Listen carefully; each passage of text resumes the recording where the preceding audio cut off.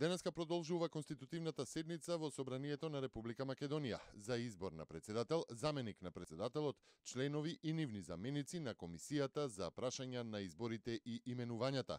На дневен ред на седницата е и изборот на председател на Собранието на Република Македонија. ВМРО ДПМНЕ вчера во своите излагања побара да се почитува волјата на мнозинството при изборот на председател на Комисијата и на Собранието, кои, како што посочија, секогаш доаѓаат од победничката пратеничка група.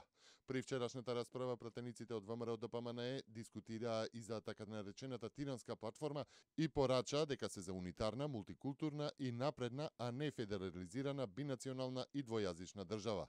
Според нив, прифаќањето на платформата е постизборен инженеринг со кој се изигрува волјата на мнозинството.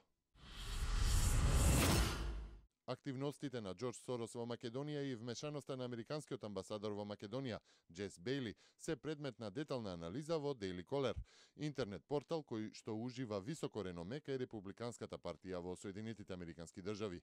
Во текстот пишува и дека Бейли се сретнал со републиканскиот сенатор Майк Ли во Вашингтон. Американските представници во моментов го истражуваат мешањето од страна на американската држава во политичките процеси во друга земја, додава Daily Caller. Истапувањето на Велика Британија од Европската Унија ќе има значително негативно влијание врз германските компании, кои на долг рок ќе ги намалат своите инвестиции на островот, посочува Германската комора за трговија и индустрија. Оттаму додаваат дека 4 од 10 германски компании ќе имаат негативни последици од своите активности во Велика Британија, а во следните месеци се очекува на тамошно намалување на трговијата со земјата по Брекзитот.